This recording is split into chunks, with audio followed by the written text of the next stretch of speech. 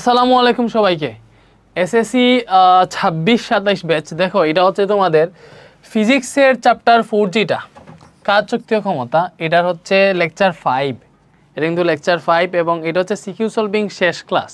মানে সিকিউ সলভিংয়ের জন্য এটা হচ্ছে পার্ট 2 মনে করতে পারো। সিকিউ সলভিংয়ের আগে হচ্ছে সিকিউ সলভিংয়ের একটা ক্লাস নিয়েছিলাম, এই ক্লাসে সিকিউ সলভিংটা পুরোটা শেষ করে দিব। তো প্রথম যে কোয়েশ্চেনটা দৃশ্যকল্প 2, এই যে দৃশ্যকল্প 2 কি, 49 মিটার পার সেকেন্ড বেগে একটি বস্তু ভূমি থেকে খাড়া উপরের দিকে নিক্ষেপ করা হলো। এই 2 অনুসারে কত উচ্চতায় বস্তুটির গতিশক্তি বিভব শক্তির 1/4 হবে। আরে এই টাইপের কোয়েশ্চেন আমরা অলরেডি পাস করে চলে আসছি, এই টাইপের একটা করছিলাম। সো আবার এটা করবো না, সেম জিনিসটা। এই যে এই কোয়েশ্চেনটা দেখো, ভূমি থেকে কত উচ্চতায় বস্তুটির বিভব শক্তি গতিশক্তির 1/7 হবে। এটা বিভব শক্তি গতিশক্তির বলছিল। তো এই যে দেখে শুনে শর্তটা বসাবা, 9.8 মিটার পার সেকেন্ড বেগে উপরের দিকে নিক্ষেপ করছিল। যাই হোক, তো এটা সেম, তোমরা পারবা। এরপরে এইটা দেখো, বলছে উদ্দীপকের লেখচিত্রে বিভিন্ন অংশে গাড়ির কৃতকাজ বিশ্লেষণ করো। কি ভাইয়া? গাড়ির কৃতকাজ। এখন কৃতকাজের সূত্র হচ্ছে আমরা যতগুলো জানি, W = Fs, W = mgh। ঠিক আছে, তো এখানে আমরা যেটা দেখতেছি, এখানে যে গাড়ি দেওয়া আছে, গাড়ির বোর দেওয়া আছে 400 কেজি, 400 কেজি বোর পাইলাম। তারপরে এখানে বেগ সময়ের লেখচিত্র দেওয়া আছে। দেখো বেগ সময়ের লেখচিত্র। সো বেগ সময়ের লেখচিত্র দেখে আমরা চাইলে ত্বরণ বের করতে পারবো। কি বের করতে পারবো? ত্বরণ। তারপরে আরেকটা জিনিস দেখো, তার হচ্ছে বিভিন্ন অংশে গাড়ির কৃতকাজ। লাইক বিভিন্ন অংশ মানে কি, এই যে এখানে OA একটা অংশ, AB একটা অংশ, BC একটা অংশ, CD একটা অংশ, DE একটা অংশ, এই অংশগুলোতে কৃতকাজ। তাইলে আমরা চাইলে, যেহেতু সময় বেগ দেওয়া আছে, আমরা চাইলে এই প্রত্যেকটা টাইম পিরিয়ডে তার টোটাল দূরত্ব কত, অতিক্রান্ত দূরত্ব কত, এটা বের করতে পারবো। তাহলে আমরা দেখো আমাদের দেওয়া আছে বরের মান, ত্বরণ বের করতে পারবো আর অতিক্রান্ত দূরত্ব বের করতে পারবো। তাইলে দেখো ভালো করে চিন্তা করো, এই যে সূত্রটা আছে W = Fs, আমি আবার নিচে লিখলাম। এটা দেখে এই F এর জায়গায় F = ma আমরা লিখতে পারি না? আমরা অবভিয়াসলি জানি বল F = ma, আর এখানে তো S আছে। তাইলে দেখো কাজের সূত্র কি আসতেছে? W = ma, এটাও চাইলে লিখতে পারবো। m এর মানও দেওয়া আছে, এও দেওয়া আছে, এসও দেওয়া আছে, এস সবগুলোই দেওয়া আছে। দ্যাট মিনস আমরা এই সূত্রটা ইউজ করবো। ব্যাপারটা বুঝতে পারছো? তাইলে আমরা কি করতে হবে? প্রথমে হচ্ছে আমরা এই OA অংশে কৃতকাজ বের করি। তাইলে লিখো, এই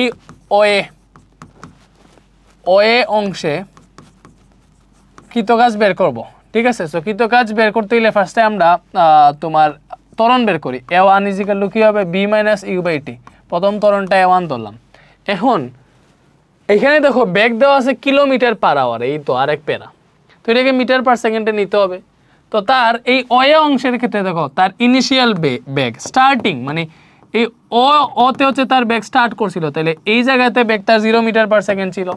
তাহলে তার আদি বেগটা 0 মিটার পার সেকেন্ড। সো মানে kilometre per hour, 0 kilometre per hour, যেই কথা মিটার পার সেকেন্ড একই কথা। কজ 0কে যদি যা দিয়েই ভাগ দেও না কেন, 0ই থাকবে। সো এটা 0 মিটার পার সেকেন্ডই হবে।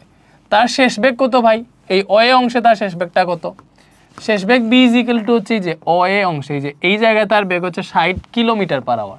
তাহলে 60 কিলোমিটার পার আওয়ার, ওইটাকে মিটার পার সেকেন্ডে নিতে গেলে তোমাকে 3.6 দ্বারা ভাগ দিতে হবে।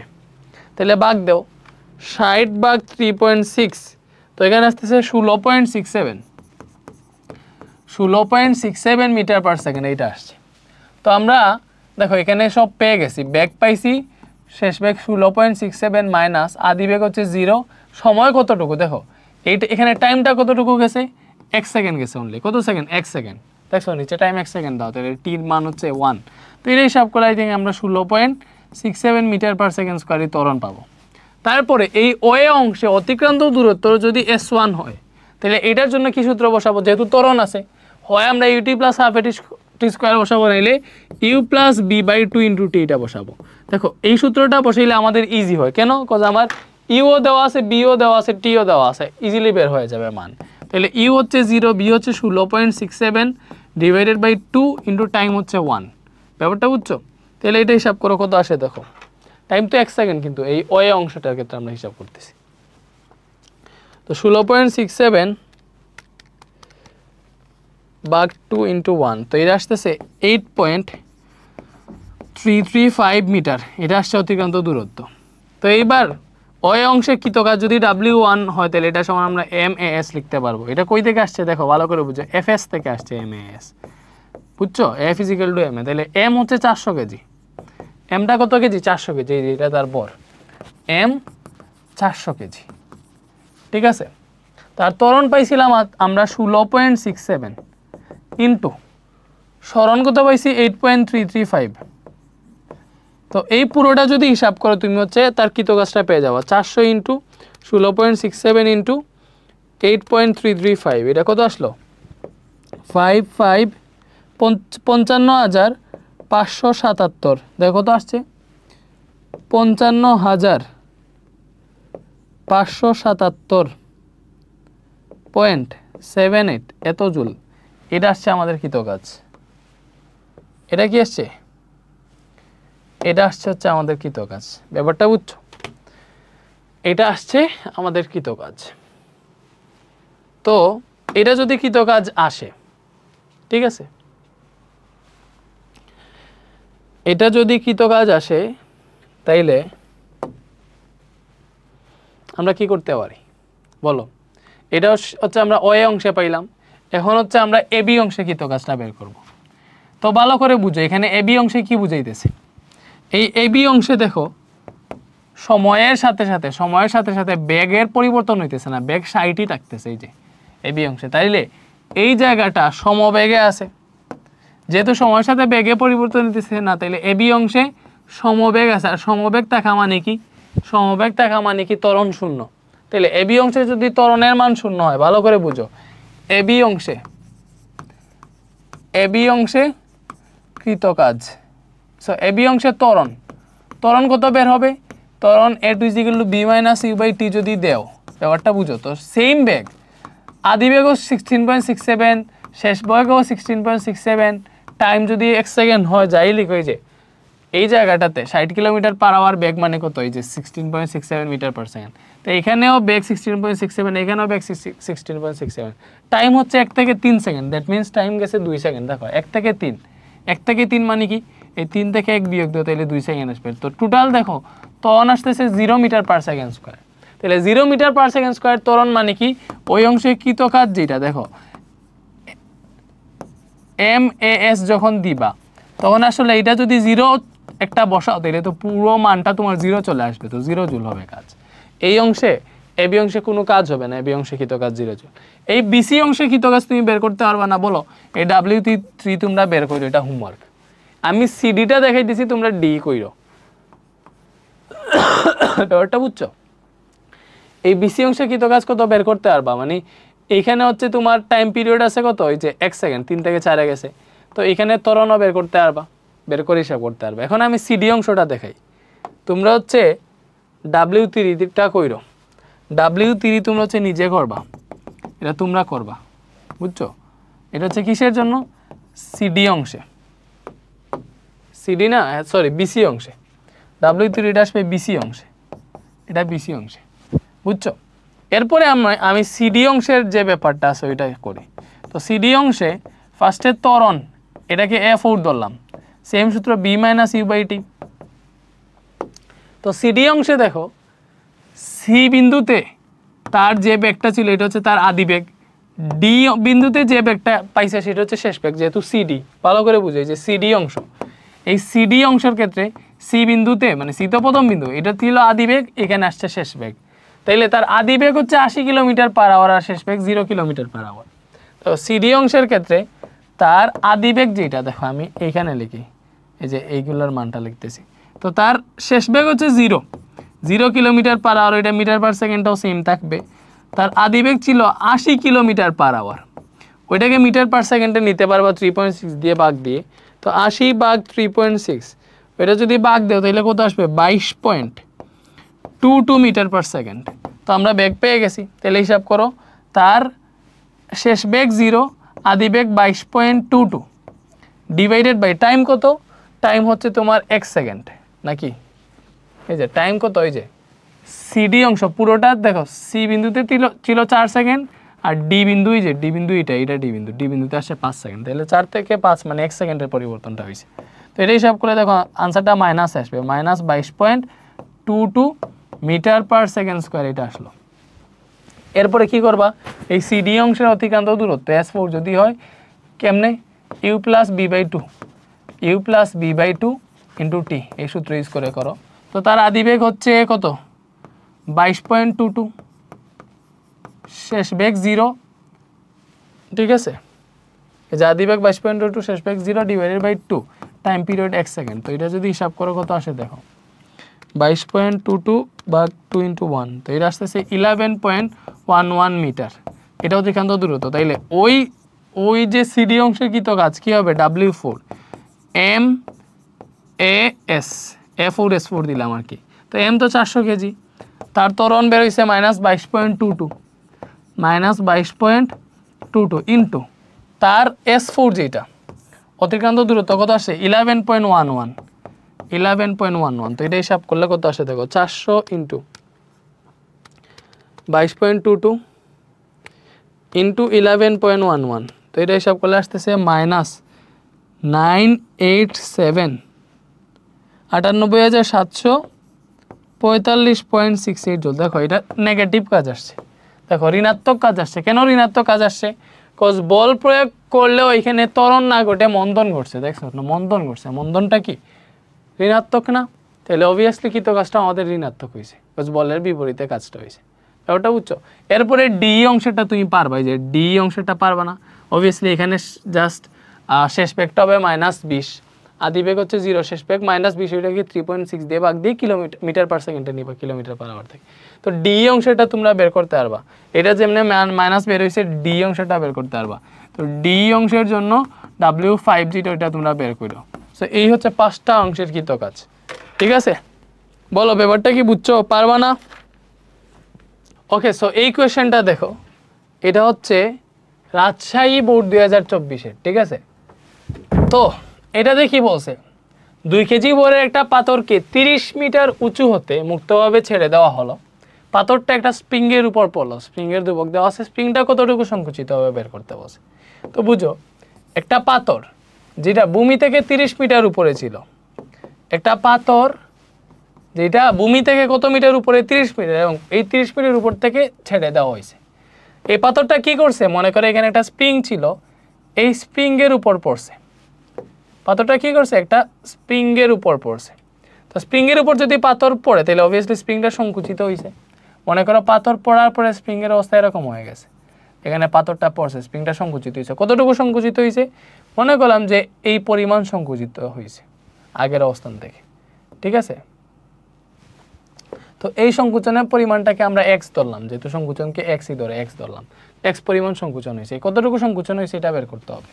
এখানে 2 কেজি ভরের পাথর, এটা হচ্ছে 30 মিটার। এখন এখানে যে ব্যাপারটা ঘটবে ভালো করে বুঝো, এই পাথরের মধ্যে যে শক্তিটা সঞ্চিত আছে এটা কি রূপে আছে, বিভব শক্তি রূপে। কেন, সে ভূমি থেকে 30 মিটার উপরে আছে, দেখবে তার মধ্যে একটা বিভব শক্তি সঞ্চিত আছে। তো এই পাথরটা যখন স্প্রিংয়ের উপর পড়বে তখন তার যতটুকু সঞ্চিত শক্তি আছে সেটা হচ্ছে স্প্রিংয়ের সঞ্চিত শক্তির মধ্যে চলে যাবে। মানে এই বিভব শক্তিটা, বস্তুর বিভব শক্তিটা স্প্রিংয়ের মধ্যে চলে যাবে, ঠিক আছে। দ্যাট মিনস বস্তুর যে বিভব শক্তি নিয়ে সে স্প্রিংয়ের উপর পড়বে, ওই শক্তিটা স্প্রিংয়ের সঞ্চিত শক্তির মধ্যে কনভার্ট হয়ে যাবে। তাইলে বস্তুর বিভব শক্তি ভালো করে বুঝো, এখানে বস্তুর বিভব শক্তি হচ্ছে mgh, b = mgh। তারপরে স্প্রিংয়ের সঞ্চিত শক্তি কি বলো, মানে বস্তুর বিভব শক্তি mgh, স্প্রিংয়ের সঞ্চিত শক্তি হচ্ছে, এটাকে আমরা ইউ ধরলাম, স্প্রিংয়ের সঞ্চিত শক্তি ½ kx²। তাইলে শর্ত মতে কি হবে, স্প্রিংয়ের মধ্যে কোন শক্তিটা সঞ্চিত হবে, এই বিভব শক্তিটা, বস্তুর বিভব শক্তিটাই আসলে স্প্রিংয়ের মধ্যে কনভার্ট হবে। তাহলে এই যে ½ kx², এটা সমান তুমি চাইলে mgh লিখতে পারবা, এটা সমান এটা। পরে তুমি হিসাব নিকাশ করো, হয়ে যাবে। লাইক হাফ কে এর মান হচ্ছে স্প্রিং ধ্রুবক 10⁵ দেওয়া আছে, ওই যে স্প্রিং ধ্রুবক। তারপরে এখানে x², এক্সটাই আমরা বের করব, এক্স হচ্ছে সংকুচনটা, এক্সই আসলে সংকুচন, ব্যাপারটা বুঝছো। ওকে, এম হচ্ছে 2 কেজি, এই যে। তারপরে জি হচ্ছে 9.8, আর কত মিটার উপর থেকে, এই হচ্ছে 30 মিটার, 30 মিটার উপর থেকে নিচে ফেলে দিছে। তো এটা হিসাব করলে x² আসবে দেখো 2 × 9.8 × 30 আছে, এই 2টা এইখানে গুণ হয়ে যাবে, এবং এই 10⁵ নিচে ভাগ হয়ে আসবে।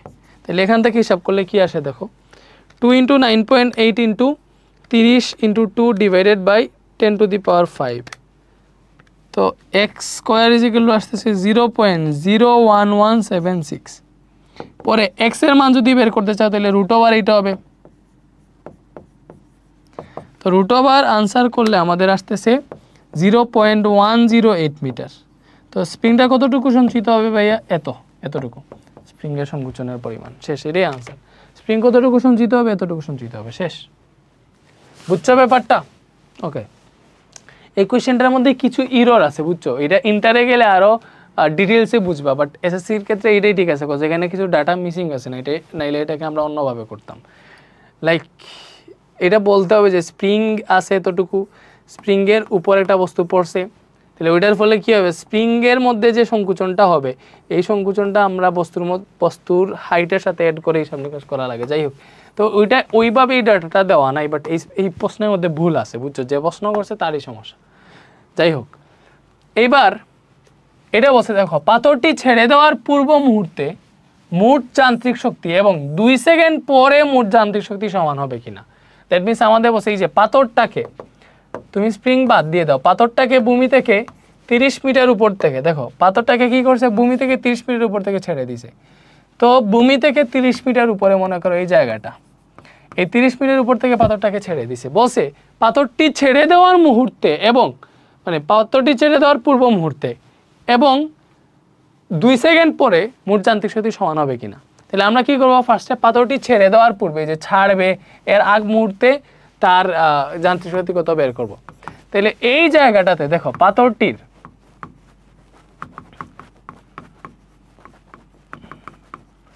ছেড়ে দেওয়ার পূর্ব মুহূর্তে, পাথরটি ছেড়ে দেওয়ার পূর্ব মুহূর্তে পাথরের মধ্যে এটা বিভব শক্তি থাকবে। তাহলে ওই বিভব শক্তিটাকে আমরা V1 ধরলাম, এটা সমান mgh। ভালো করে বুঝো, যেহেতু পাথরটা ভূমি থেকে 30 মিটার উপরে আছে, তাহলে পাথরের মধ্যে একটা বিভব শক্তি আছে, ওই বিভব শক্তিটা আমরা বের করি। পাথরের বর্ত 2 কেজি দেওয়াই আছে। তারপরে উচ্চতা কত দেখো, পাথরটা ভূমি থেকে 30 মিটার উপরে আছে, পাথরটি ছাড়ার আগে তো সে 30 মিটার উপরেই আছে। তো এটা হিসাব করলে পাথরের মধ্যে একটা কি পাবা, বিভব শক্তি পাবা, সেটা হচ্ছে 588 জুল। বাট দেখো, পাথরটি ছেড়ে দেওয়ার আগ মুহূর্তে তো পাথরটা স্থির ছিল না, ছেড়ে দেওয়ার পরেই তো সে নিচের দিকে পড়া শুরু করেছে, তাইলে ছেড়ে দেওয়ার পূর্ব মুহূর্তে স্থির ছিল, ওই টাইমে তার কোনো গতিশক্তি ছিল না। তাহলে গতিশক্তি T1 যদি হয় তখন এটা 0 জুল ছিল। তাহলে মোট যান্ত্রিক শক্তি যেটা, যান্ত্রিক শক্তি মানে কি, মোট শক্তি। তো মোট শক্তিটা আসলে এই তার বিভব শক্তি আর গতিশক্তি মিলাইয়া, তো দুইটা যদি যোগ করো তাহলে এই 588 জুলই আসবে। ব্যাপারটা বুঝছো? তো এবার আমার দেখতে হবে এই পাথরটি ছেড়ে দেওয়ার 2 সেকেন্ড পরে, তো মনে করো পাথরটা যখন ছেড়ে দিছে,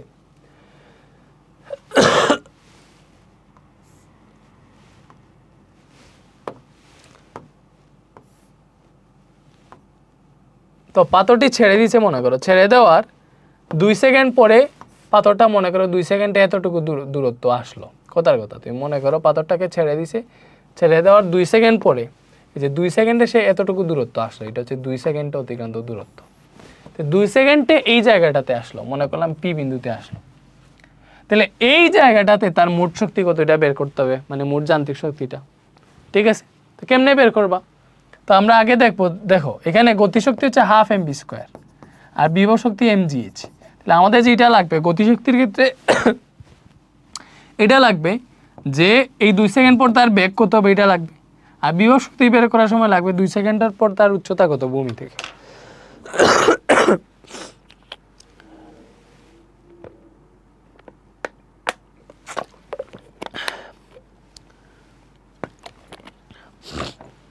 এগুলোই তো লাগবে নাকি? সো আমরা কি করব, এই 2 সেকেন্ডের পরের হিসাব নিকাশ করব। বেগ লাগবে আর হচ্ছে উচ্চতাটা লাগবে। তাহলে 2 সেকেন্ড পর বেগ কত হবে, দেখো উপর থেকে নিচে পড়তেছে, তাহলে বেগ b = u + gt। এটাই তো উপর থেকে নিচে পড়তেছে, এই জায়গাটা থেকে নিচে পড়তেছে, তাহলে বেগ কি b = u + gt। স্বাভাবিক, যেহেতু নিচের দিকে পড়তেছে, অভিকর্ষ ত্বরণের দিকেই পড়তেছে, এই জন্য প্লাস। তো তার আদি বেগ তো আর 0 ছিল, জি হচ্ছে 9.8 এবং টাইম হচ্ছে 2 সেকেন্ড, 2 সেকেন্ডের পরে কাহিনী কি ওইটা বের করব। সো বেগ হইতেছে 19.6 মিটার পার সেকেন্ড। তো তখন চাইলে আমরা গতিশক্তি বের করে ফেলতে পারবো যেহেতু বেগ পেয়ে গেছি। বাট এটা দেখতে হবে, দেখো তার বিভব শক্তি বের করতে হলে আমাদের দেখতে হবে সে ভূমি থেকে কত উপরে আছে। কি দেখা লাগবে বলো? যেহেতু তার বিভব শক্তি বের করতে চাই তখন আমাদের এটা দেখা লাগবে যে সে ভূমি থেকে কত উপরে আছে, এই জায়গাটা দেখা লাগবে। এইটা যদি বের করতে না পারি, এটা হচ্ছে আমাদের এইচ, বিভব শক্তির mgh, এটা যদি বের করতে না পারি তাহলে তার বিভব শক্তি বের করতে পারবো না। বিভব শক্তির ক্ষেত্রে দেখা লাগবে বস্তু যেই জায়গায় আছে ওই জায়গাটা ভূমি থেকে কতটুকু উপরে, ব্যাপারটা বুঝছো? তাইলে আমরা দেখবো এই 2 সেকেন্ডে বস্তুটা উপর থেকে নিচে নামতেছে, তাহলে দেখবো 2 সেকেন্ডে বস্তুটা কতটুকু নিচে নামবে। তাহলে 2 সেকেন্ড অতিক্রান্ত দূরত্ব h = ut + half gt square. ব্যাপারটা বুঝছো? এই সূত্র দিয়ে বের করে ফেলতে পারবা যেহেতু উপর থেকে নিচে পড়তেছে। h = আদি বেগ 0, time 2 second, half gt square, g এর মান 9.8 আর টাইম হচ্ছে 2 সেকেন্ড, পরে স্কোয়ার দিলাম। তো এটা তুমি হিসাব করো, এবার এটা হিসাব করো।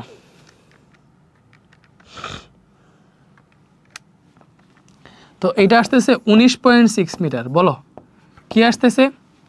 এটা আসতেছে হচ্ছে 19.6 মিটার এইচ এর মানটা। তাইলে 19.6 মিটার কি হয়েছে? বস্তুটা 19.6 মিটার নিচে নামছে। বস্তুটা 2 সেকেন্ডে কতটুকু নিচে নামছে? এই যে দেখো, এই যে জায়গাটা, বস্তুটা 19.6 মিটার নিচে নামছে। তো এতটুকু 19.6 হইলে এতটুকু কত? এতটুকু হবে অবভিয়াসলি এই যে টোটাল 30 আর উপরেরটা 19.6, তাহলে এতটুকু হবে 11.4। হিসাব করো 30 থেকে এই টোটাল 30 থেকে এই উপরের অংশটুকু বাদ দিয়ে দাও, 30 - 19.6 করো, কত আসবে? 10.4 আসবে। 11.4 না, 10.4 আসবে। ব্যাপারটা বুঝছো? 10.4 আসবে।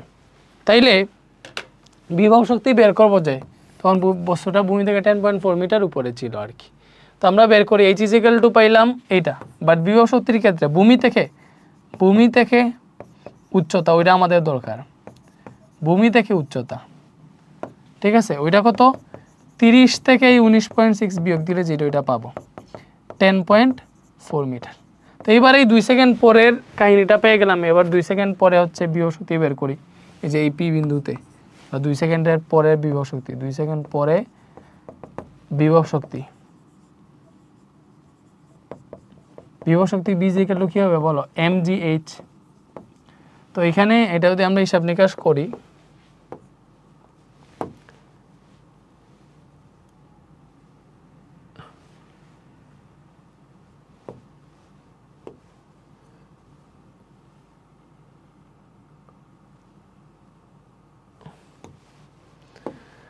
তো এখানে বস্তুর বর হচ্ছে 2 কেজি, জি 9.8 এবং 10.5 মিটার উপরে আছে, 10.4 মিটার। তো এটা হিসাব করলে তার বিভব শক্তি পেয়ে যাব। তো কত আসে দেখো, 2 × 9.8 × 10.4, বিভব শক্তি আসতেছে 203.84 জুল। এটা আসতেছে তার বিভব শক্তি। এরপরে লাগবে গতিশক্তি। দেখো গতিশক্তি মনে করলাম T2, এটাকে B2 ধরলাম। গতিশক্তি হবে হাফ mv²। তো হাফ, তার বর 2 কেজি, আর বেগ কত পাইছিল? 19.6। বেগ কত হয়েছিল? 19.6। স্কোয়ার আছে, স্কোয়ার দাও। তো এইটা হিসাব করো। তো এটা হিসাব করলে কত আসতেছে? 384.16 জুল। তাহলে টোটাল শক্তি কি আসবে? এই বিভব শক্তি আর গতিশক্তিটা যোগ করলে যেটা পাবো ওইটা। তো এটা হিসাব করো, 203.84 একটা, আর একটা হচ্ছে 384.16।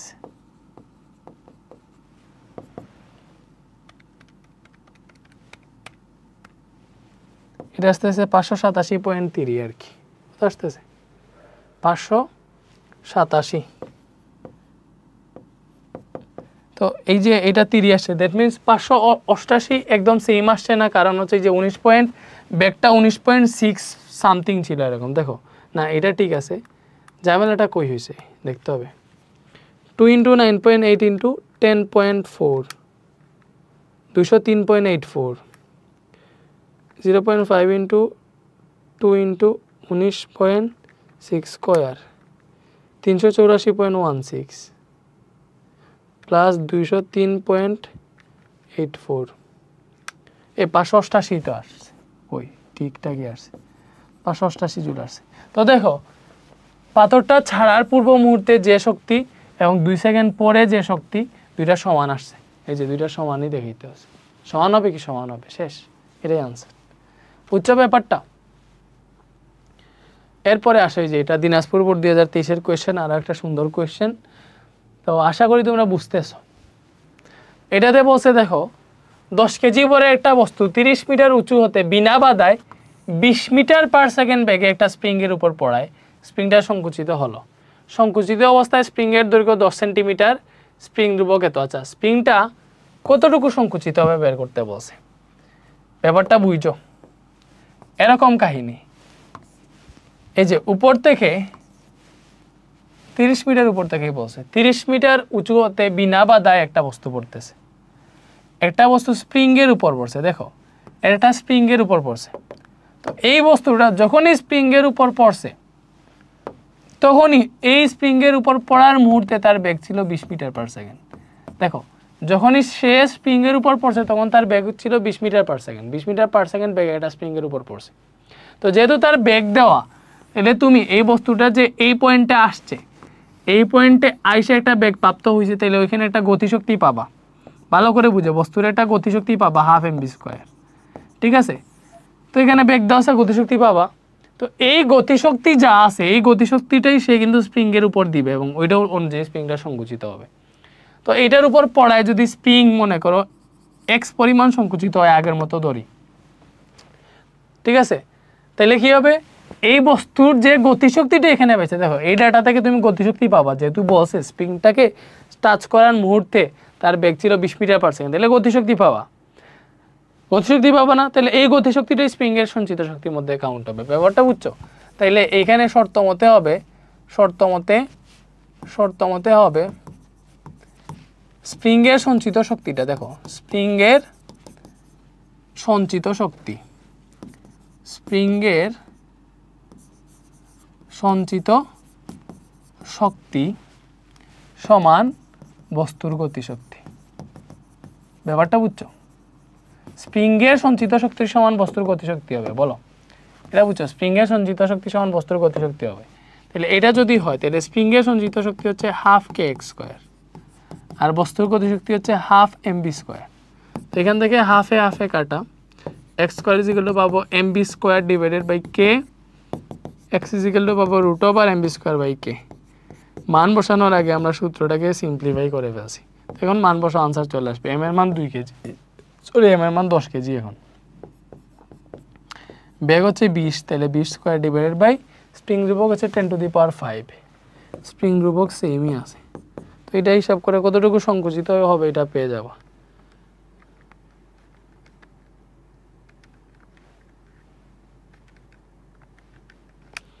তো এটা আসতেছে 0.2 মিটার। কতটুকু সংকুচিত হবে স্প্রিংটা? 0.2 মিটার। আর সংকুচিত অবস্থায় স্প্রিংয়ের দৈর্ঘ্য 10 সেন্টিমিটার। এটা মানে কি, মনে করো আগে ছিল স্প্রিংটা এতটুকু, ঠিক আছে? এরপরে যখন সংকুচিত হয়ে গেছে তখন যে দৈর্ঘ্যটা, এই দৈর্ঘ্যটা 10 সেন্টিমিটার। আর স্প্রিংটা কতটুকু সংকুচিত হয়েছে আগের পজিশন থেকে, এই যে যতটুকু সংকুচিত হয়েছে ততটুকু হচ্ছে 20 সেন্টিমিটার। কেমনে? এই যে 0.2 মিটার বেরোয়, সেটাকে সেন্টিমিটার নিলে 20 সেন্টিমিটার পাওয়া। টোটাল স্প্রিং হচ্ছে 30 সেন্টিমিটার। ব্যাপারটা বুঝছো? যাই হোক, এটা গেল। এর পরেরটা কি? পরেরটা হচ্ছে পতনের পূর্বে বস্তুর যান্ত্রিক শক্তি অসংকুচিত অবস্থায় স্প্রিংয়ের উপর বস্তুটির যান্ত্রিক শক্তি সমান হবে কি? তো এটা ইজি একটা কোয়েশ্চেন। পতনের পূর্বে বস্তুর যান্ত্রিক শক্তি কি? লাইক আগেরটার মতোই আর কি, একটু ট্রিকি আছে।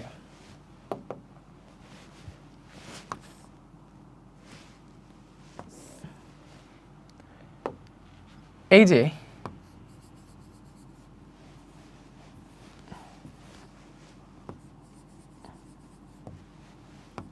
ওকে, এই বস্তুটা ভূমি থেকে 30 মিটার উচ্চতায় আছে, বুঝছো? এই হাইটটা 30 না, ডিরেক্ট সে ভূমি থেকে 30 মিটার উপরে আছে, ঠিক আছে? ভূমি থেকে 30 মিটার উপরে আছে। তাইলে পতনের পূর্বে যদি মোট শক্তি বের করো, আগে আমরা পতনের পূর্বে মানে এই অবস্থায় থাকতে তার মোট শক্তিটা বের করে ফেলি। দেখো পতনের পূর্বে পতনের পূর্বে কি পাবা, একটা পাবা হচ্ছে বিভব শক্তি, এটা কি পাবা, একটা পাবা হচ্ছে বিভব শক্তি। B is equal to mgh, m হচ্ছে 10 কেজি, g 9.8, ভূমি থেকে 30 মিটার উপরে আছে, ঠিক আছে। তো এখান থেকে হচ্ছে তার বিভব শক্তিটা পেয়ে গেলা। বিভব শক্তিটা কত আসে দেখো, 10 × 9.8 × 30, তো এটা আসতেছে আমাদের 2940 জুল। এটা আসছে পতনের পূর্বে বিভব শক্তি। তো তখন তো আর গতিশক্তি নেই, পতনের পূর্বে তো গতিশক্তি তার 0 জুল, ওই টাইমে কোনো গতি নেই। তাহলে মোট শক্তি কত হবে, মোট শক্তি হবে দুইটার যোগফল, B + T যোগ করলে এটাই আসবে, 2940ই আসবে, 2940 জুলই আসবে। ব্যাপারটা বুঝছো, ব্যাপারটা আমরা বুঝছি। এটা হচ্ছে কি, এটা হচ্ছে পতনের পূর্বে মোট শক্তি। তাইলে স্প্রিংয়ের উপর পতন যখন হয়েছে, স্প্রিংয়ের উপর পতনের পর কাহিনীটা কি হয়েছে, স্প্রিংটা সংকুচিত হয়েছে। ভালো করে বুঝে সুন্দর মতো আঁকতে হবে, স্প্রিংটা সংকুচিত হয়েছে। তাহলে এই সংকুচিত অবস্থায় স্প্রিংয়ের দৈর্ঘ্য এতটুকু আমাদেরকে বলা আছে, দেখো 10 সেন্টিমিটার। 10 সেন্টিমিটার মানে 0.1 মিটার। ভালো করে বুঝো, ব্যাপারটা বুঝছো। তো আমাদের এতটুকু, এই যে এই অংশটা 0.1 মিটার দেওয়া আছে, মানে বস্তুটা স্প্রিংয়ের উপর পড়ছিল, তো স্প্রিংটা সংকুচিত হয়েছিল। এই সংকুচিত অবস্থায় স্প্রিংয়ের দৈর্ঘ্য এতটুকু। দ্যাট মিনস বস্তুটা স্প্রিংয়ের উপরে যেহেতু ছিল, ভূমি থেকে 0.1 মিটার উপরে ছিল।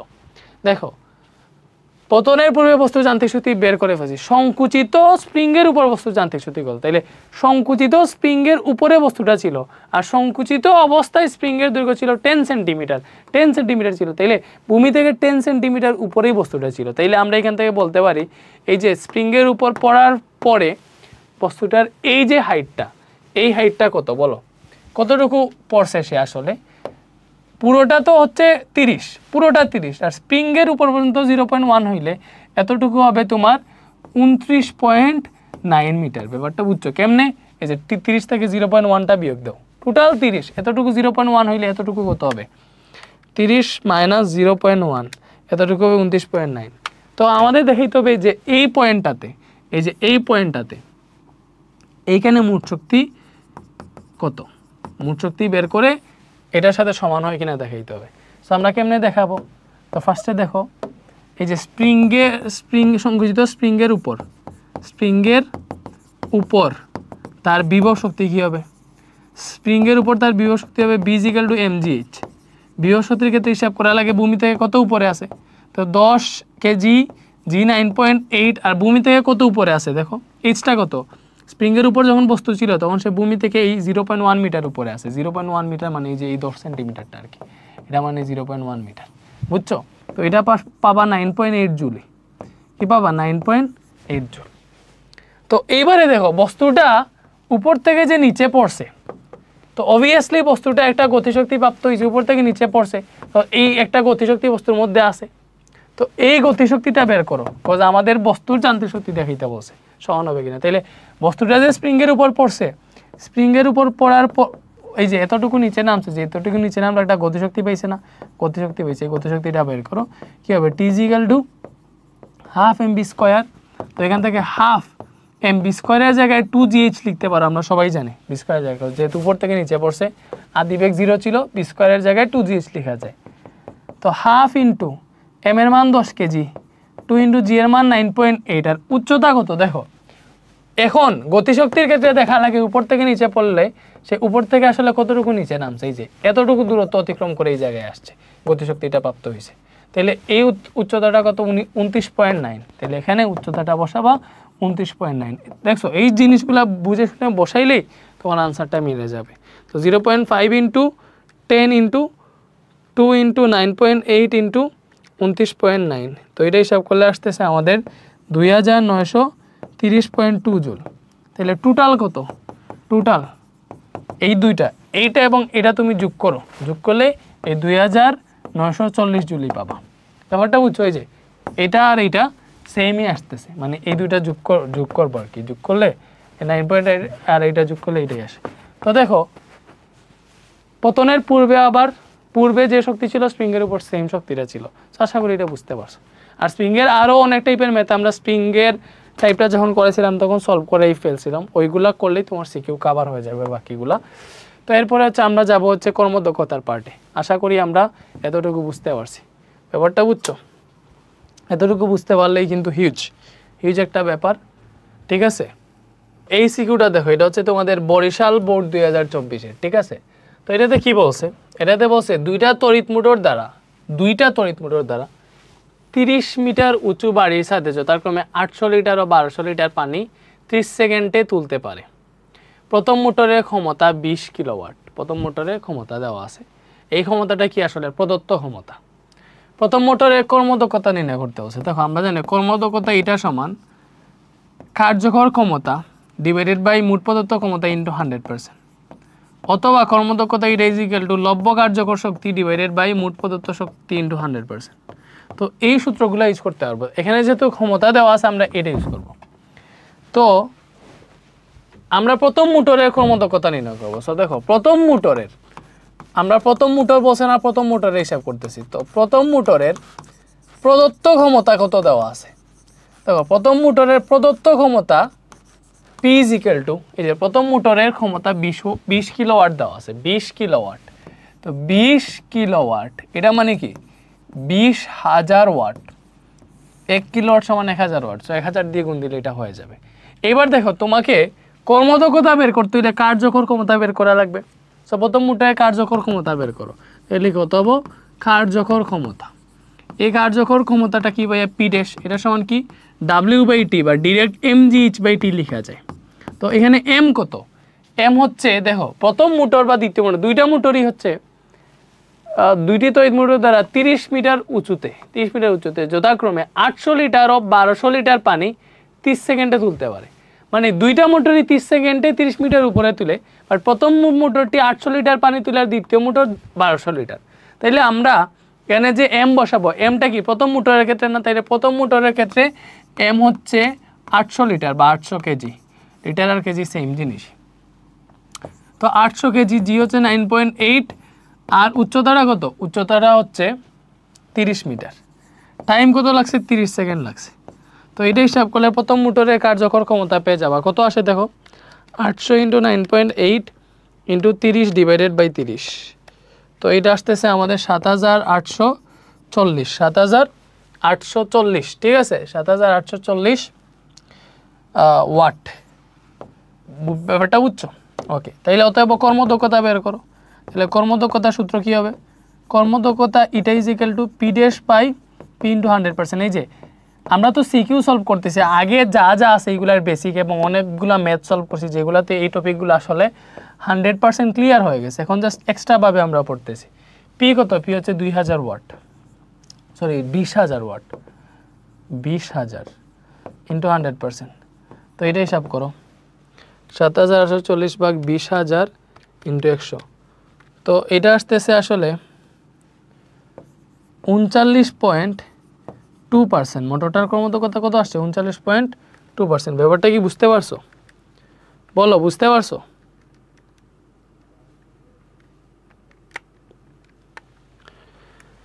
ওকে, সো এটা গেল। এর পরবর্তী কোয়েশ্চেনটা দেখো, বলছে দ্বিতীয় মোটরের শক্তি রূপান্তর প্রক্রিয়া ক্ষমতা নির্ণয়ের মাধ্যমে বিশ্লেষণ করো। দ্বিতীয় মোটরের শক্তির রূপান্তর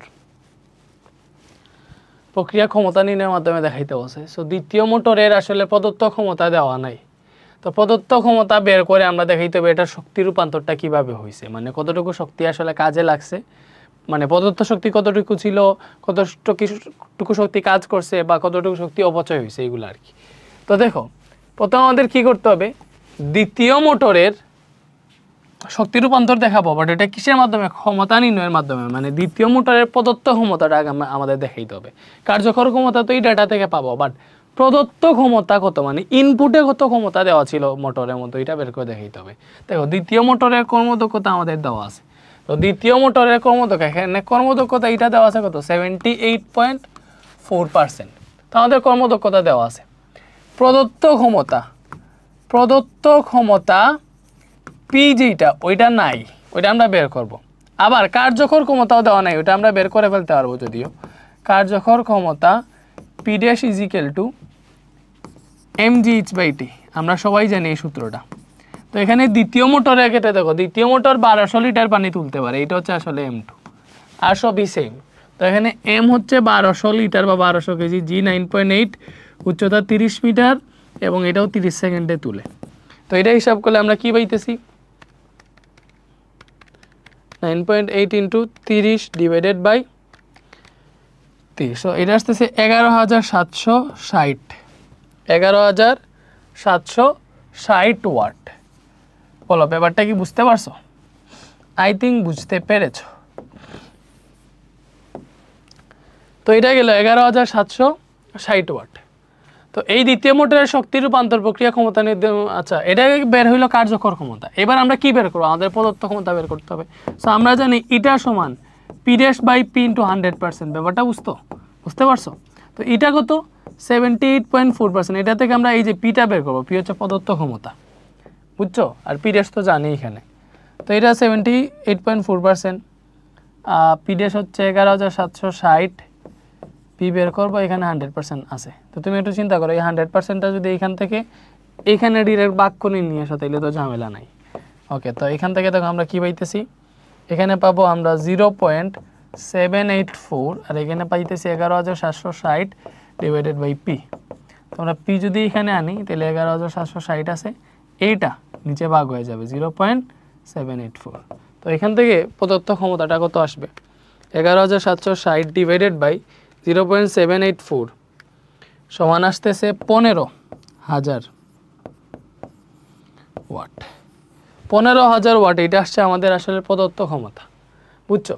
তো এই যে প্রদত্ত ক্ষমতা আছে, তো এই প্রদত্ত ক্ষমতা এটা ভালো করে বুঝো।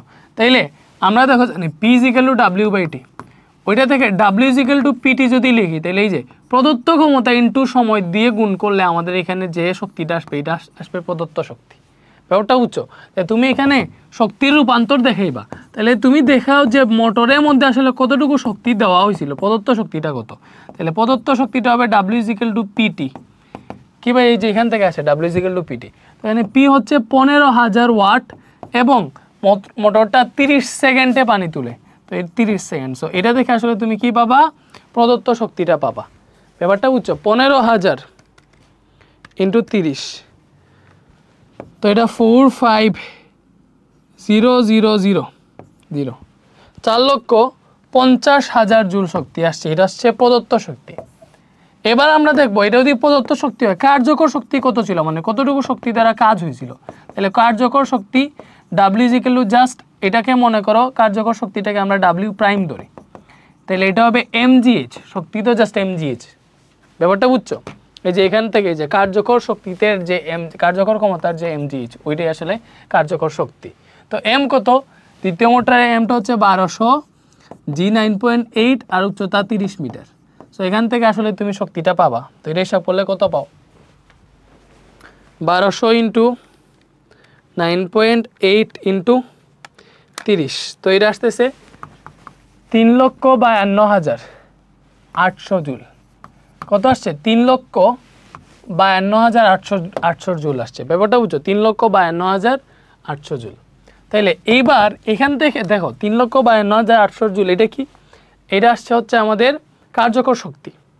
বাট আমরা কি করব? আমরা হচ্ছে অপচয় শক্তি কত এটাও দেখাবো। অপচয় শক্তি কেমনে বের করবা? দেখো মোটরের মধ্যে আমরা যে শক্তিটা দিছি প্রদত্ত শক্তি, ওইটা থেকে যদি তার কার্যকর শক্তিটা বিয়োগ দিয়ে ফেলো, মানে যে শক্তি ইনপুটে দেওয়া হয়েছিল এবং যে শক্তি আউটপুটে বের হয়েছে, এই দুইটার পার্থক্য বের করে ফেলে তুমি কতটুকু শক্তি অপচয় হিসেবে পেয়ে যাওয়া। তাহলে আমরা মোটরটারে শক্তি দিছি 4,50,000 জুলের, মানে 4,50,000 জুল সে কাজ করতে পারবে, ওই লেভেলে শক্তি দেওয়া হয়েছে। বাট সে বেইমানি করছে। সে কি করছে?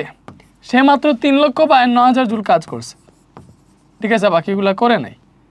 তো এটা যদি হিসাব করো তাহলে পেয়ে যাবো 4,50,000 জুল মাইনাস 3,52,800 জুল। তো এটা হিসাব করলে বাবা 97,200 জুল। কত বাবা? এটা কি? এটা আসলে ভাইয়া অপচয়কৃত শক্তি। এটা কি? এটা হচ্ছে অপচয়কৃত শক্তি। ব্যাপারটা বুঝতে পারছো? শেষ। তো এটা আসলে শক্তি রূপান্তর আমরা দেখে ফেললাম। এটা বরিশাল বোর্ড 2024-এর একটা কোয়েশ্চেন ছিল। তো আশা করি বুঝতে পারছো। এই শক্তিটা হচ্ছে অপচয় হয়েছে আর কি, মানে মোটরের ইনপুটে যা দেওয়া হয়েছিল পুরোটা কাজ করতে পারে না, যেহেতু তার কর্মদক্ষতা 100% ছিল না, ছিল কত? 78.4%। ঠিক আছে। এরপরে দেখো জনৈক ব্যক্তি এটা পাম্প স্থাপন করেছেন যেটা 2 মিনিটে 100 মিটার গভীর নলকূপ থেকে 1500 লিটার পানি উত্তোলন করতে পারে। পাম্পটির কর্মদক্ষতা দেওয়া আছে, বলছে পাম্পটির লব্য শক্তি, দেখো লব্য শক্তি মানে কি, যে লব্য কার্যকর শক্তি, এটা কি mgh। ঠিক আছে, তো m কত দেখো 1500 লিটার পানি, 1500 লিটার পানি, জি 9.8 উচ্চতা কত 100 মিটার গভীর থেকে তুলতে পারে। 100 মিটার গভীর থেকে তোলা মানে 100 মিটার উপরে তোলা আর কি, গভীর থেকে উপরে তুলে। যাই হোক ভেঙে টেঙে যাইতেছে, কি আর করার। 1500 ইন্টু 9.8 ইন্টু 100, তো এটা আসতেছে 1,47,000 147,000 14,70,000 আসতেছে এত জুল। এটা হচ্ছে লব্য কার্যকর শক্তি বা লব্য শক্তি যেটা পাম্পটির। ঠিক আছে, এরপরে কোয়েশ্চেনটা কি বলছে, যদি পাম্পটির কর্মদক্ষতা 60% হয় সেক্ষেত্রে 1500 লিটার পানি এক উচ্চতা উত্তোলনের জন্য অতিরিক্ত কত সময় লাগবে? এই টাইপের ম্যাথ আমরা আগে করছিলাম, তারপরে এটা করে দেখি। দেখো অতিরিক্ত সময়, তো ফার্স্টে দেখবো এই যে 70% কর্মদক্ষতা আছে, ঠিক আছে, এইটার জন্য তো আমাদের দেওয়া আছে যে এই 70% কর্মদক্ষতার জন্য পাম্পটি 2 মিনিটে 100 মিটার গভীর নলকূপ থেকে পানি তুলে 1500 লিটার পানি তুলে। ঠিক আছে, 70%-এর জন্য। 60%-এর জন্য কত সময় লাগবে ওটা যদি বের করে ফেলতে পারি তাহলে অতিরিক্ত সময়টা আমরা বের করে ফেলতে পারবো। তো সময়টা আসলে কই, দেখো আমরা কর্মদক্ষতা দেওয়া আছে, ওই যে আরও ডাটা থেকে আমরা কি বের করতে পারবো, তার ফার্স্টের কার্যকর ক্ষমতা বের করতে পারবো। তো P/P × 100% এইটা। তো আমরা দেখো যদি 60%-এর ক্ষেত্রে আমরা যদি টাইম বের করতে চাই তাহলে টাইমটা আসে যে এইটা থেকে P = mgh/t, ওইটাতেই তোমার টাইম আছে, কার্যকর ক্ষমতা যেটা আছে কার্যকর ক্ষমতার মধ্যেই তোমার হচ্ছে টাইমটা আছে কার্যকর ক্ষমতার সূত্রের মধ্যে। তো মনে করো এটা যদি 60%-এর ক্ষেত্রে, এই যে 60%-এর ক্ষেত্রে কার্যকর ক্ষমতাটা কত আমরা বের করতে চাই, তাইলে কিন্তু আমার প্রদত্ত ক্ষমতাটা বের করা লাগবে, প্রদত্ত ক্ষমতা আগে থেকে জানা লাগবে, নাহলে পারবো না। তো এবার আমরা কি করব, এখানে যে 70%-এর জন্য যে ডাটাগুলা দেওয়া আছে তো ওইগুলা থেকে তো আমরা 70%-এর ক্ষেত্রে, দেখো 70%-এর ক্ষেত্রে যে ডাটা দেওয়া আছে ওইটা থেকে 70%-এর কার্যকর ক্ষমতা বের করতে পারবো। তো ওইটা থেকে আমাদের মোট প্রদত্ত ক্ষমতা পেয়ে যাবো, আর মোট প্রদত্ত ক্ষমতা তো আর চেঞ্জ হয় না। ঠিক আছে, যেটা দেখো ওইটাই দেখে। তো আমরা আসলে বুঝে গেছি আমাদের অঙ্কটা কোন লাইনে করতে হবে। তো ফার্স্টে আমরা কি করব, ফার্স্টে আমরা এটা করব যে এখানে এটা হচ্ছে 70%, মানে কর্মদক্ষতা 70%। এক্ষেত্রে কার্যকর ক্ষমতা P = mgh/t। তো এখানে কি দেওয়া আছে দেখো, m হচ্ছে 1500 লিটার, 9.8 উচ্চতাটা 100 মিটার এবং টাইম হচ্ছে 2 মিনিট। এই 2 মিনিট মানে হচ্ছে 120 সেকেন্ড, সরি 120 সেকেন্ড। 2 মিনিট মানে কি 120 সেকেন্ড। সো এটা কত আসছে দেখো,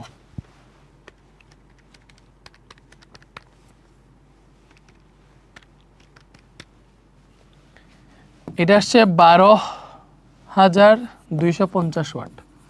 এটা কত আসছে 12,250 ওয়াট আসছে।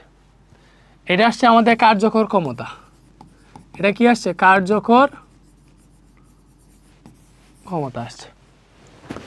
ঠিক আছে, তো এটা যদি কার্যকর ক্ষমতা আসে তাইলে আমরা কি করব, আমরা কার্যকর ক্ষমতা পাইলাম 70%-এর ক্ষেত্রে। তো এইবার দেখো, এবার আমরা জানি ইটা = P/P × 100%। ভাই একটা শর্টকাট দেখো তুমি ইটার মান যদি ডিরেক্ট 70% না বসে এটার 70%-কে ডিরেক্ট পার্সেন্টেজে নিয়ে নাও, লাইক 70% মানে কি 100/70। তো ডিরেক্ট যদি 0.7 বসাই দাও তাহলে এখানে আর 100% দেওয়া লাগে না, বুঝছো? কজ ঘুরে ফিরে 100% তো ওই পাশে হিসাব ভাগ দিয়ে ওটাকে 0.7 বানায়। আগে থেকে যদি এটা করে ফেলো তাহলে ইজি হয়ে যাবে। তুমি এখান থেকে ডিরেক্ট পি বের করে ফেলতে পারবা। পি ওই যে এই যে দেখো আমরা জানি এটা = এত। সো এটার জায়গায় 70% মানে কত, 70% মানে 0.7। এটা যদি ডিরেক্ট বসাই দাও তাইলে হচ্ছে এখানে 100% দেওয়া লাগবে না, পি ড্যাশ বাই পি দিবা, তো এখান থেকে পিটা চলে আসবে, এই পিটা আমার দরকার, P is equal to P dash by 0.7, ঠিক আছে। এখান থেকে পি কত আসবে, পি ড্যাশের মান পাইছি 12,250 আর এই নিচে আছে 0.7, তো এটা হিসাব করলে মোট প্রদত্ত ক্ষমতাটা পেয়ে যাবো। আর মোট প্রদত্ত ক্ষমতা আমরা কেন বের করতেছি, যাতে 60%-এর ক্ষেত্রে কর্মদক্ষতা 60%-এর ক্ষেত্রে কার্যকর ক্ষমতা কত হয় যাতে এটা বের করতে পারি, ঠিক আছে। তো এটা এইটা হচ্ছে আমাদের প্রদত্ত ক্ষমতা 17,500 ওয়াট, এইটা হচ্ছে আমাদের প্রদত্ত ক্ষমতা। তো এইটা চেঞ্জ হবে না। তো এবার কি হবে দেখো, এবার কর্মদক্ষতা নতুনভাবে হয়েছে, কর্মদক্ষতাটা হয়েছে 60%। তো এই 60%-এর ক্ষেত্রে আমার কার্যকর ক্ষমতাটা কত হবে এটা বের করবো, মানে কার্যকর ক্ষমতা, এটাকে আমরা একটা কাজ করতে পারি, পি প্রাইম একবার লিখছি তো এটাকে পি ডাবল প্রাইম করে ফেলি, তো এটা কত হবে পি ডাবল প্রাইমটা, তো আমরা কি লিখবো, আমরা জানি eta prime is equal to P double prime by P, মানে এই যে পি ড্যাশ বাই পি আর কি, পি ডাবল প্রাইম মানে কেন লিখছি যে আগে একবার পি প্রাইম লিখছি এখন ডাবল প্রাইম দিলাম, সমস্যা নেই। তো আমি এখন এইটা বের করবো, তাহলে P double prime is equal two পাবো ইটা প্রাইম ইন্টু পি। তো ইটা প্রাইম এখানে কত, যে ইটা প্রাইমটা 60% মানে কত, এর জায়গায় 0.6 বসাবো, এই জন্যই তো এখানে 100% দেই নাই, বুঝছো, যাতে হিসাবটা সহজে হয়ে যায়। পি হচ্ছে 17,500 ওয়াট, তো এখান থেকে আসলে কার্যকর ক্ষমতাটা পেয়ে যাব। তো এখানে 10,500 ওয়াট আসতেছে, বলো কার্যকর ক্ষমতাটা কত আসছে 10,500 ওয়াট, এই যে 10,500 ওয়াট আসছে, তো এইটা দ্বারাই এটা 60%-এর ক্ষেত্রে দেখো কর্মদক্ষতা 60% হইলে কার্যকর ক্ষমতা থাকবে 10,500 ওয়াট। এইবার এটার জন্য কত সময় লাগবে বের করব, এইবার P double prime is equal to mgh by t, তো এখান থেকে টি কত লাগবে এটা দেখো, আমরা mgh আছে, পি ডাবল প্রাইম নিচে ভাগ হয়ে গেল, তো এম হচ্ছে তোমার আগের মতো 1500 লিটার পানি 9.8 উচ্চতা 100 মিটার উপরে তুলবে, পি ডাবল প্রাইমটা 10,500 ওয়াট পাইছি, তো এটা হিসাব করলে টাইমটা পেয়ে যাবা।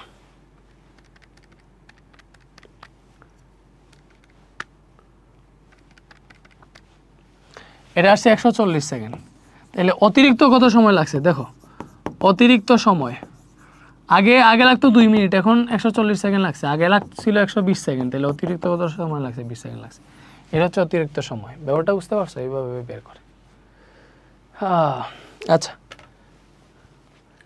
এটা কি দৃশ্যকল্প 49% কর্মদক্ষতার মোটর দিয়ে 10 মিটার গভীর কুয়া থেকে 20 সেকেন্ড সময় 100 কেজি পানি উঠানো সম্ভব। দৃশ্যকল্প একে মোটরটির ক্ষমতা, এই ক্ষমতাটা আসলে প্রদত্ত ক্ষমতা, ব্যাপারটা বুঝছো, কার্যকর ক্ষমতা এমনিতে বলে দেয়, শুধু ক্ষমতা মানে প্রদত্ত ক্ষমতা, এই প্রদত্ত ক্ষমতা বের করতে বলছে। তো দেখো আমার কর্মদক্ষতা দেওয়া আছে, আমরা জানি ফার্স্টে এখানে কর্মদক্ষতা দেওয়া আছে 49%, ব্যাপারটা বুঝছো, কর্মদক্ষতা কত দেওয়া আছে 49%। তারপরে আমরা এই যে ডাটাগুলো দেওয়া আছে 10 মিটার গভীর কুয়া থেকে 20 সেকেন্ড সময় 100 কেজি পানি উঠানো যায়, তাহলে ওইটা থেকে তুমি লিখতে পারবা কার্যকর ক্ষমতা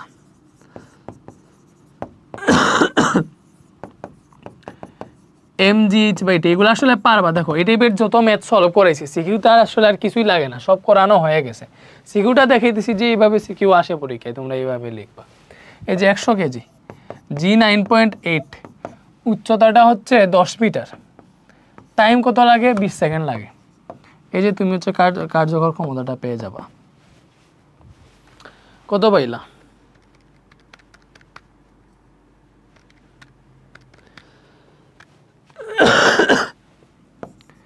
490 ওয়াট বের হয়েছে। তাহলে আমাদের প্রদত্ত ক্ষমতা বের করতে হবে, আমরা জানি eta is equal to P dash by P, ওইখান থেকে পি ইজ ইকুয়াল টু আসবে পি ড্যাশ বাই ইটা। তাই এই সূত্রটা কখন ইউজ করি, পার্সেন্টেজ না দিই, যখন হচ্ছে এই 49%কে ডিরেক্ট আমরা 0.49 লিখে ফেলবো, মানে 100 দিয়ে ভাগ দিয়ে যেটা ওইটা একসাথে লিখে ফেলবো আর কি। তো পি ড্যাশটা হচ্ছে আমাদের 490 ওয়াট আর এই ইটারটা হচ্ছে 0.49, তো এটা হিসাব করলে পেয়ে যাবো 490 ভাগ 0.49, এটা আসতেছে 1000 ওয়াট। তাহলে প্রদত্ত ক্ষমতা কত 1000 ওয়াট আসছে, ঠিক আছে। এরপরে তো আর পারবা, এটা কত উচ্চতায় যে সকল 2 উল্লেখিত অবস্থাটি বিভব শক্তি গতিশক্তি সমান হবে 100 মিটার পার সেকেন্ড উপরের দিকে নিক্ষেপ করছে, এই টাইপের ম্যাথ তোমরা পারোই। তারপরে হচ্ছে এই যে এটা মুখস্থ, উপরে বর্ণিত শক্তি কীভাবে নির্গত হয়, যে is equal two mg square, তো তুমি হচ্ছে এটা যে তেজস্ক্রিয় বিক্রিয়া ইউরেনিয়ামের যে বিক্রিয়াটা ওইটা, এটা তুমি তোমার গাইডে বের করবে, এটা মুখস্থ মানে রিডিং পড়লে তুমি বুঝে ফেলবে এটা আসলে কীভাবে আনসার করতে, এটা আমার বলে দেওয়া লাগবে না। তো তারপরে এটা রিডিং পড়ে যায় পরীক্ষায় আসতে পারে। তো এতটুকুই ছিল, আর নাই। এই চ্যাপ্টারে আসলে অনেক ম্যাথ আমরা সলভ করছি। সিকিউ এর ক্ষেত্রে আসলে মেইন পার্টে আমরা হিউজ লেভেলের ম্যাথ সলভ করছি, যেগুলোর জন্য সিকিউতে কোনো বেশি জোর দেই নাই, মেইন পার্টে কভার হয়ে গেছে। ঠিক আছে, তো আজকে এতটুকুই ছিল। ইনশাআল্লাহ নেক্সট ক্লাসগুলোতে আরও বেশি ক্লিয়ার হওয়া তোমরা। মানে এটা শুধু আর শর্ট কোয়েশনের ভিডিও পাবা, এমসিকিউ ভিডিও পাবা, এমসিকিউটাও দিয়ে দিব। ঠিক আছে, তো ভালো দেখো। আর এগুলো হচ্ছে শেষের দিকে এমসিকিউ তো আন্ডার সিরিজ আসবে, বুঝছো। আর তোমাদেরকে এখন হচ্ছে আমরা এই যে রিসেন্টলি এমসিকিউ আন্ডার সিরিজ যেটা গেল ওইটা তোমাদেরকে দিয়ে দিব আর কি। তো এতটুকু ছিল, আমরা লেকচারটা সেভ দিয়ে দেই। আশা করি তোমরা বুঝতে পারছো, তো বুঝলেই হয়েছে। ভাইয়ের ক্লাস কি বুঝতেছো? ভাইকে একটু কমেন্টে জানাইও ভাইয়ের ক্লাস কি আসলে বোঝা যাইতেছে নাকি বোঝা যাইতেছে না। ঠিক আছে, ওকে, থ্যাংক ইউ।